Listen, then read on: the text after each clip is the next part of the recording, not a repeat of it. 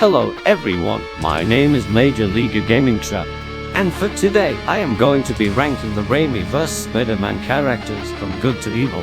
The rules are simple. 1. Events that happened in the novelizations and in crossovers such as them are not included. And 2. This is all opinion based. With all of that out of the way, let us begin. Let's start off with the good tier. This tier is for the characters that are the hero of their story, have done acts of kindness, or are innocent in nature. The gold medal for the most good character goes to Peter Benjamin Parker was the high school student who was bitten by a genetically altered super spider while on a school field trip. Endowed with the proportionate powers and abilities of a spider, and following his uncle's tragic death, he intended to use his abilities for good, thus becoming the crime-fighting superhero known to the public as Spider-Man. He saved both MJ and a tramload of children held hostage by the Green Goblin, preventing a train full of passengers from derailing, redeemed Dr. Octopus and convinced him to deactivate his fusion experiment, rejected the Venom symbiote and its corruption, and forgave Sandman after learning that he accidentally killed Uncle Ben. His only corrupting qualities are that he has vengeful tendencies and arrogance. The silver medal of good goes to May Riley Parker is a housewife who was widowed after the death of Uncle Ben. She was the one who encouraged Peter with her words of wisdom, as Uncle Ben had done before his death, even managing to make him try to return to his Spider-Man life after giving up a persona. She is overall very nice and plays an important part in Peter Parker's life. The bronze medal of good goes to Mary Jane Watson is a former Broadway actress and the girlfriend of Peter Parker, as well as the ex-fiancée of John Jameson and an ex-girlfriend of Flash Thompson and Harry Osborn. Mary Jane Watson is a kind, funny, loyal, loving, sweet, cheerful, passionate, and energetic young girl. She ran with the stereotypical popular crowd in school, being surrounded by people who had enticing physical features and great skills in ways of performing arts or sports. Mary Jane is somewhat naive, but always knows what's going on, while MJ's closest friends and boyfriend were rude, snobbish, arrogant, vain, and uncaring. She did not judge anyone based on looks or skills, but rather by personality. And like her ex-boyfriend, Flash, she never bullied or judged Peter Parker, despite him being in the unpopular crowd. Benjamin Parker was the uncle and father figure of Peter Parker and the husband of May Parker. He acted as the father figure for Peter through his upbringing. One night, Ben drives Peter to the library and talks with Peter about his changing behavior. Losing his temper during Ben's speech, Peter tells him to stop pretending like he's his father. He died after accidentally being shot by Flint Marko. Dean startled Marko, which caused him to accidentally pull the trigger while Ben was trying to reason with him. This shocked Marko, who feels extreme remorse for killing Ben, realizing how desperate Marko is to help his own daughter and understanding the importance of forgiveness over revenge. His words would eventually inspire Peter to use his powers to help others. With great power comes great responsibility. Ursula Volodymyrovna was the daughter of Mr. Ditkovich, the friend and neighbor of Peter Parker. Unlike her father, she is much nicer to Peter. When Peter briefly gave up being Spider-Man, Ursula later came into his apartment room and asked Peter if he wanted some chocolate cake that she had made and a glass of milk, to which Peter accepted. Ursula was with her father when Peter walked toward his apartment, noticing he was yelling at her father about his broken doorknob. Ursula said that what Peter did was not cool, to which her father said that he is a good boy and must be going through something. Later, after Peter calmed down, her father had a conversation with Peter. Ursula agreed to Peter, to which her father shooed her away. The next day, she went to Peter's room and informed him that he had had a phone call from Mary Jane, and gave the phone to him. While under the symbiote's influence, Peter was talking to Dr. Connors on the phone, while Ursula was giving him cookies and milk. Kurt Connors is a professor at Columbia University and a friend of late Otto Octavius. He would at some point teach Peter Parker and Gwen Stacy, but believed the former to be brilliant but lazy. After threatening to fail Parker, his grades started to improve, which led to Connors keeping him. After a year, Parker brought Connors the Venom symbiote, which Connors studied. He was finally able to discover its characteristics and how it was able to affect the host. Kurt Connors is a caring professor, as he was only looking out for Peter Parker when he observed his struggles and put him through to Otto Octavius to help improve his grades, and was impressed when he learned that Peter was able to make it to his classes on time and improving his grades. Betty Brant is J. Jonah Jameson's secretary. She is shown to be a beautiful and kind woman. She supported Peter when he was struggling to make ends meet. She was also very helpful, remembering his chief work to take his bills. However, despite her beauty, she wasn't charmed by Eddie Brock, as she quickly understood his true nature. Anyway, she was always attracted of Peter and she was about to kiss him when he, under the influence of the symbiote, was flirting with her. Next up is the neutral tier. This tier is for the characters that have their good and their bad moments, don't do anything, but don't take sides. Keep in mind, this is Norman and not the Green Goblin, as they are shown to be separate personalities. Dr. Norman Virgil Osborne was a scientist and the CEO of Osborne. When his company was threatened to be shut down, Osborne took an experimental performance enhancer. However, the serum would drive him insane and created a craze, more maniacal personality, the Green Goblin. Osborne was a brilliant, smart scientist, yet he had an abrasive, arrogant personality, quickly brushing off suggestions he found foolish, often with a notable lack of diplomacy. He was also seen as ruthlessly ambitious. He was furthermore seen as being reckless, and often planned on doing things himself, and often behaved differently under a huge amount of pressure. Despite his flaws, he was a very good man and truly loved his son, even admitting that he was not always there for Harry like any father would have been. Mr. Ditkovich is Peter Parker's landlord and father to Ursula Ditkovich. Frustrated with Peter for not giving him rent, he called Peter as soon as he knew he was there. Peter tried to explain, but instead, Mr. Ditkovich said the $20 he had earned from his rentmate. The only other time he is seen is when he is entering the bathroom. He asks for rent, but Peter instead shuts the door on him. He demands Peter for the room rent and is taken aback when Peter, wearing his symbiote suit underneath, angrily screams at him. When Peter calms down and realizes the pitfall of the symbiote suit, he apologizes to Mr. Ditkovich later when he tries to use the phone to contact Mary Jane. Mr. Ditkovich gives Peter some friendly advice about women and forgives him for his outburst earlier, even offering him an orange. Mr. Ditkovich also asserts that Peter can buy him a pizza sometime as recompense if he felt bad about it. John Jonah Jameson Jr. is the blustering, bombastic man and the source of comic relief. He retains his dislike for Spider-Man and takes delight in anything that might discredit or defend him. Jameson is the blustering, bombastic man. He describes him as a menace and a vigilante, and points out that he wears a mask. What's he got to hide? Indeed, the only reason he develops an interest in publishing news on the hero is because it sells papers, and upon hearing that no one has been able to get a clear shot of him, he declares that if he doesn't want to be famous, I'll make him infamous.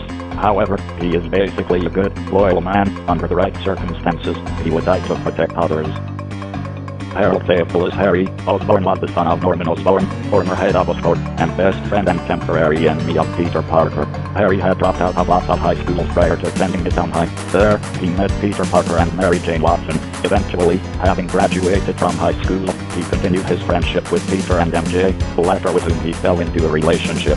He eventually saw the vigilante Spider-Man with his father's dead body, and believed him to be his father's killer. Eventually, he took over Oscorp and affiliated with the scientist Dr. Otto Octavius. Having grown sick of his best friend siding with Spider-Man, he got at him, ending their friendship. He made a deal with Dr. Octavius, now going by the name Dr. Octopus, who promised if he brought the tritium for his fusion reactor, he would bring him Spider-Man. Harry agreed to the deal, and he got Spider-Man, whom Osborn nearly killed, but in a turn of events, found out he was Peter. After this, he found out his father was the Green Goblin. Having taken the Goblin Serum, he obtained his father's strength and created his own glider and armor.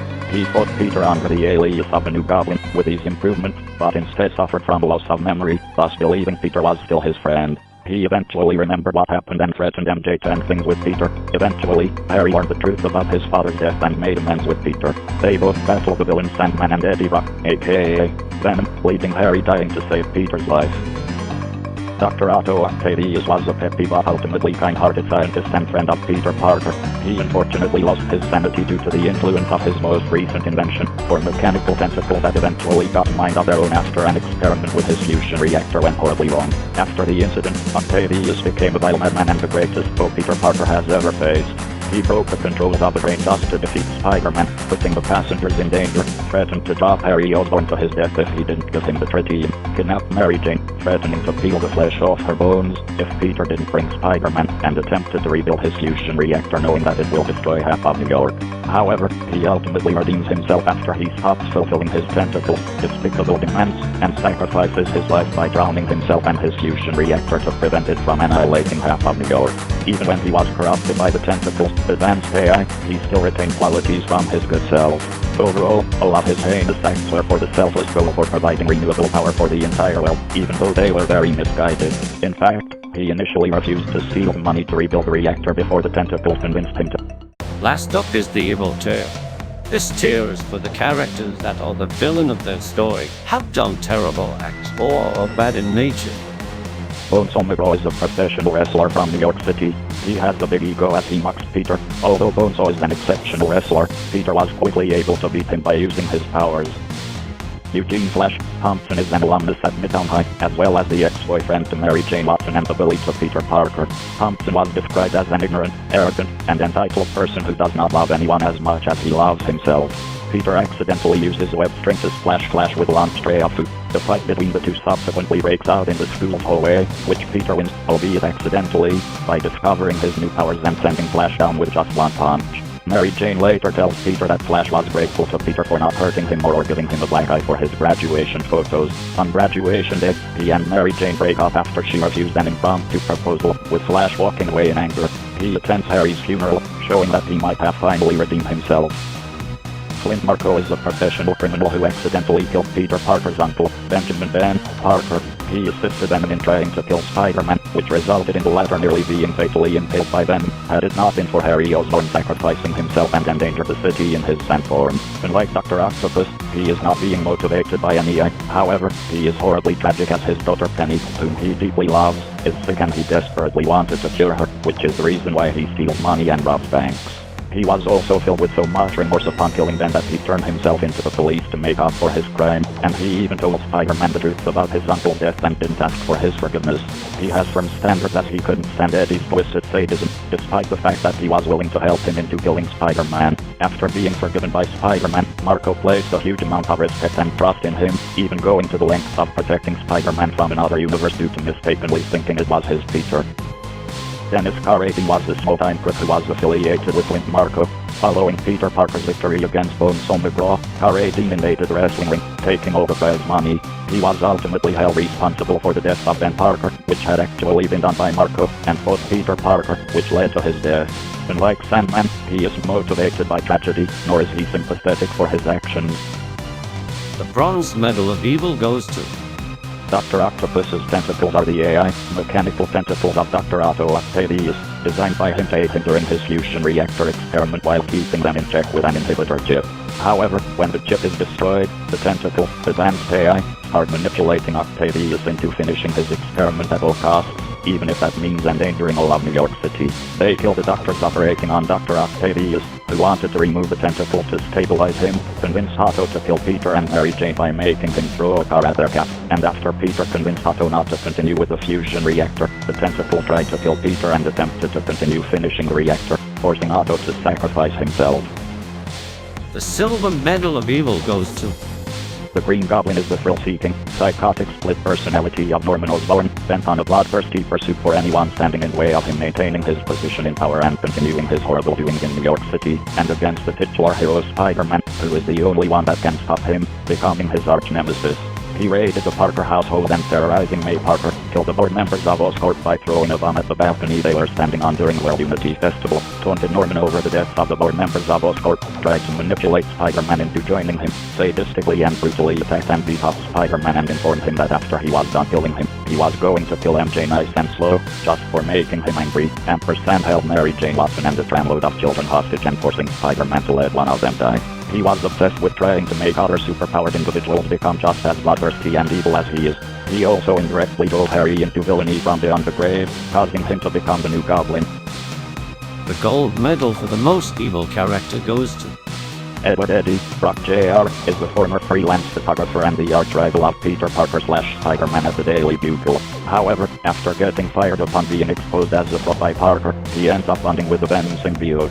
He plagiarized and fabricated one of Peter Parker's photos of Spider-Man and framed him for robbing a bank that had actually been robbed by Sandman, kidnapped and took Mary Jane Watson hostage before attempting to sexually assault her, killed several police officers who tried to save Mary Jane, prayed to God at a church to kill Peter for getting him fired and blacklisted, recruited Sandman to help him in his revenge, and Sand fatally impaled Harry Osborn in front of Peter Parker. While he does seem somewhat affable towards Sandman, it was just to manipulate him into joining forces so he can kill Spider-Man. Unlike most versions of Eddie Brock who are genuinely tragic, have anti-heroic/villainous qualities, being an actual victim of the Venom symbiote in some adaptations, and oftentimes redeem themselves in numerous issues, this version of the character has absolutely none of it, and is an outright vile, perverted, psychopathic, devious, spiteful, dishonorable, heartless, dishonest and outright sadistic scumbag who was already a horrible person even long before bonding with the symbiote.